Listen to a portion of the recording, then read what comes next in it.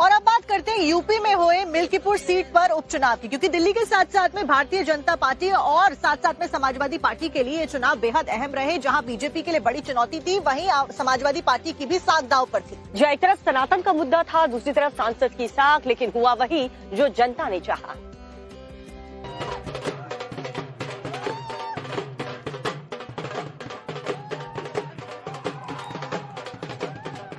आज अयोध्या के मिल्कीपुर में भी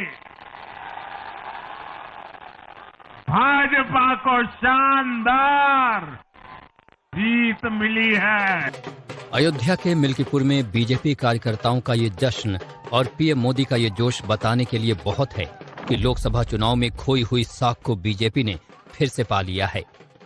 लोकसभा सीट जीतने के बाद सपा सुप्रीमो अखिलेश यादव ने सांसद अवधेश प्रसाद को अयोध्या का राजा घोषित कर दिया था।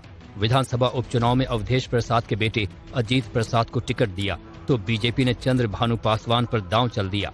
नतीजा, अजीत प्रसाद अपने ही बूथ को नहीं बचा पाए। लोकसभा चुनाव में अयोध्या की हार बीजेपी के लिए बेशक एक बड़ा झटका थी, लेकिन मिल्कीपुर चुनाव में शानदार जीत दर्ज कर बीजेपी ने लोकसभा चुनाव में मिली हार का बदला पूरा कर लिया। वोटर्स में बीजेपी के फिर से लौटे इस भरोसे के कई मायने हैं।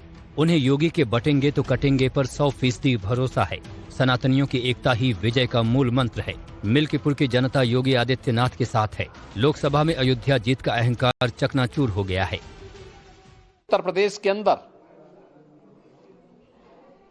अयोध्या जनपद की मिल्कीपुर विधानसभा का उपचुनाव इस समाजवादी पार्टी के परिवारवाद और झूठ की राजनीति को पूर्ण विराम देते हुए डबल इंजन सरकार के सेवा, सुरक्षा और सुशासन के मॉडल को अंगीकार किया है। जहां सीएम योगी आदित्यनाथ इस जीत को परिवारवाद पर प्रहार बता रहे हैं, तो पीएम मोदी ने तुष्टीकरण पर संतुष्टीकरण की जीत बताई। साथियों, आज देश तुष्टीकरण नहीं बल्कि भाजपा के संतुष्टीकरण की पॉलिसी को चुन रहा है। अयोध्या की इस सीट के उपचुनाव पर पूरे देश की नजर थी।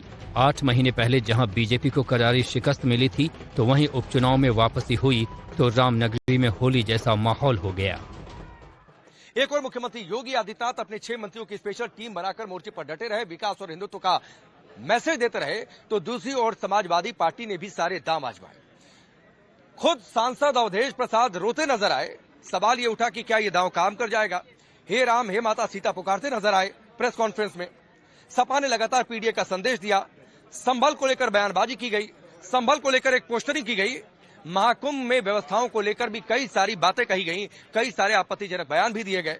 हादसे के बाद कई तरीके की बातें कही गई कि तुष्टीकरण की सियासत शायद उससे सध सके, लेकिन ये सभी दांव सपा के काम नहीं आए, असफल हो गए। और आखिरकार काम आया मुख्यमंत्री योगी आदित्यनाथ का हिंदू एकजुट रहने का नारा, काम आया विकास और हिंदुत्व को एक साथ रखकर आगे बढ़ने की रणनीति, काम आई 6 मंत्रियों की स्पेशल टीम बनाकर लोगों से मिलने की वो रणनीति जो इस बार बम्पर जीत में कन्वर्ट हुई है।